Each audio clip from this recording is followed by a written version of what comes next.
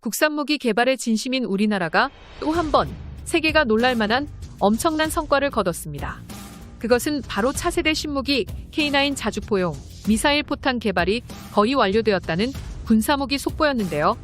머지않은 미래 한국 포병이 운용하게 될 K9 자주포용 유도포탄은 포탄보다는 현무미사일에 가까운 순항미사일 형태로 밝혀졌으며 미국산 엑스칼리버 포탄과 발사 형식은 비슷하지만 훨씬 최신 형태로 한 세대 이상 업그레이드된 전 세계에 존재하는 순항미사일 포탄보다 훨씬 발전된 방식의 80유도 미사일 포탄으로 개발이 완료될 전망입니다. 과거 방위사업 추진위원회에 따르면 K9 자주포와 K55 자주포에서 운용 중인 고폭탄보다 사거리를 엄청나게 상승시킨 미사일 포탄을 연구개발하는 우선 협상 대상 업체로 풍산과 한화를 선정했는데요. K9 자주포 혹은 같은 구경을 가진 곡사포에서 발사하는 GPS 유도 형식의 사거리 연장 포탄은 한국형 유도 미사일의 대표주자로 꼽히며 발사 즉시 GPS 기능으로 목표물에 정밀 유도시키는 게 충분히 가능하다고 언급한 적이 있습니다. 즉, 유효 사거리까지 고려해보면 세계에서 가장 뛰어난 자주포를 비로소 한국군이 보유하게 되는 것이죠. 155mm 포신을 가지고 있는 K9 자주포의 한국형 미사일 포탄을 동시에 사용한다면 어떤 일이 벌어질까요? 사거리는 150km 이상으로 향상되고 파괴력 범위는 확산탄을 사용해 운동장 6곳의 면적을 순식간에 박살내버리며 유효 사정거리는 100km에서 최대 150km까지 로켓 엔진 기술력 발전을 통해 늘어날 방침인데요.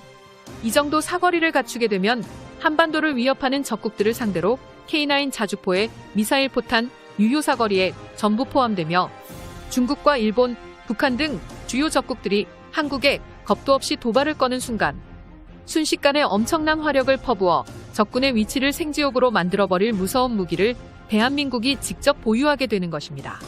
중국도 절대로 방심하지 못하는 게 7군단의 K9 자주포의 미사일 포탄이 가장 먼저 배치됨에 따라 자칭 중국이 자랑하는 기갑군단이 사거리 150km의 K9 미사일 포탄에 의하여 한순간에 쑥대밭이 돼버릴 수도 있습니다.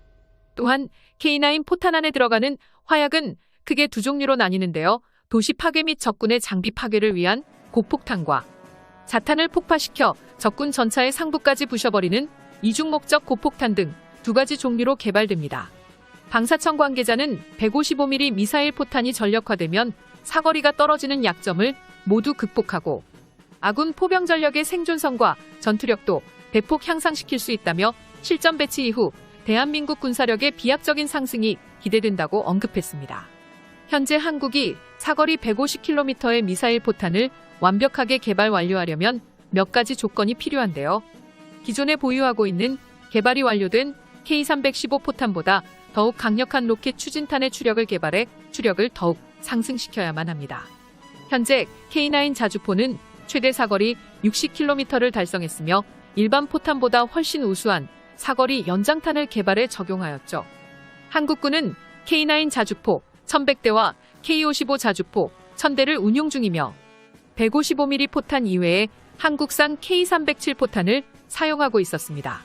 K307 포탄을 이용하면 최대 40km 사거리 내의 목표물을 정확하게 타격할 수 있지만 한국군은 이 정도 사거리와 성능에 만족하지 않고 사거리와 명중률을 극한으로 끌어올린 최신형 포탄을 원했으며 조건을 만족하는 형태로 개발한 것이 로켓 추진력과 베이스 브리드를 통째로 포탄에 탑재해버린 155mm 사거리 연장탄 K315 포탄이었습니다. K315 포탄은 발사 시 점화 직후 공기 저항에 의한 감속을 억제하기 위해 가스를 분출한 뒤 내장된 로켓 모터를 점화해 최대 사거리 60km 안에 포함된 적군의 목표물을 타격할 수 있었죠. 이러한 K315 포탄보다 더욱 발전한 한국형 미사일 포탄은 소형화된 램제트 추진 엔진을 탑재해 사거리 150km를 달성했는데요. 신관에는 초음속 유동압축 디퓨저를 장착해 공기흡입 성능을 최대화시켜 램제트 엔진의 가동성을 극대화시켰으며 연소실에는 연소 면적을 최대화해 높은 추력을 확보하는 것은 물론 고폭탄에는 다량의 한국산 확산탄을 탑재 완료, 운동장 6곳을 미사일 포탄 한 발로 순식간에 날려버립니다. 소형화된 램제트 엔진에 탑재되는 고체 연료 역시 탄화 수소 계열을 이용해 사거리를 대폭 확대했죠. 마지막으로 엔진의 노즐에는 연소 효율을 최대화시키는 한국의 특허 기술이 확보되었다는 풍산의 발표가 있었는데요. 한국형 미사일 포탄은 파이어 앤 포겟 방식의 사거리 연장 포탄입니다. 전 세계적으로 스마트탄 혹은 지능탄의 대표 주자이며 최대 사정거리 150km, 전투 상황에 따라 3가지 폭발 모드가 가능합니다. 각종 견인포, 자주포에서 발사할 수 있고 발사 후 GPS 등으로 유도하는 방식이며 2022년 K9 자주포에서 시험 발사될 것입니다. 최종 목표로 최대 사정거리 100km나 150km 지점에서 10m 이하의 오차로 착탄하는 성능을 기대하고 있습니다. 한국형 미사일 포탄은 날아가는 모습이 놀라울 정도로 지능적입니다. 보조 스키밍 날개를 조작하면서 실시간으로 목표물에 대한 반경을 조절하는 것은 물론 최대 고도로 상승한 뒤 행글라이더 마냥 천천히 활강하며 떨어지면서 최대 사거리로 날아갈 수도 있으며 제블린 미사일처럼 적전차 위에 수직으로 내리꽂는 방식의 탑어택도 가능하기 때문에 K9 자주포는 탱크킬러로 재탄생하게 될 것입니다. 한국형 미사일 포탄은 2022년부터 본격적으로 한국군에 배치될 예정이며 배치 규모는 무려 6만 발. 웬만한 중소국가의 군사기지와 병력들을 전부 초토화시킬 수 있는 규모입니다. 한국형 미사일 포탄은 현무 미사일과 더불어 화력의 모든 것을 집중한 후방부에게 꼭 필요한 무기가 되었군요. 2022년 한국형 미사일 포탄이 배치되는 순간 K9 자주포는 전 세계에서 압도적인 성능을 가지게 될 것이며 독일의 PGH-2000 자주포의 성능을 아득히 뛰어넘고 세계 최강의 자주포가 될 것이 분명합니다. 단순하게 보면 미사일 포탄의 가성비에 대해 의문을 표시하는 몇몇 언론인들도 있었지만 이러한 차세대 유도 미사일을 옹호하는 측의 논리가 더욱 설득력이 있는 것이 일반 포탄이 수백여 발을 퍼부어도 확실하게 표적을 맞춘다는 보장도 없고 점점 전면전보다는 제한적인 국지전 상황에서 표적 주변까지 싸그리 날려 민간인의 피해를 주며 국제기구에서 비난을 받기보단 최대한 표적만을 깔끔하게 맞춰야 하는 정치적 문제도 존재합니다. 그렇다고 해서 미사일 포탄의 화력이 약한 것도 아닙니다. 한 발당 포탄의 위력은 기존 포탄 대비 3배 가까이 늘릴 수도 있고 폭약을 줄여 정밀 사격까지 가능하지요.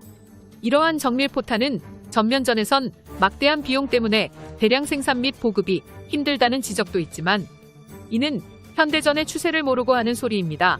현대전은 양대대전 같은 전면전은 가급적 회피하고 재빠른 기동으로 적의 전략적 목표를 최단 시간 내에 장악하는 스타일이기 때문에 막대한 포탄이 소모될 일이 거의 없으며 설령 그렇다 하더라도 인터넷의 발달로 뉴스 전달 속도가 극도로 높아졌으며 세계적 SNS란 실시간 공유 매체까지 등장한 상황 속에서 포탄값 좀 아끼겠다고 이전처럼 초토화 포격을 해댔다간 막대한 정치적 타격을 입을 각오를 해야 하기에 오폭 걱정 거의 없는 정밀유도 포탄이 종합적으로 더욱 싸게 먹히는 것이죠.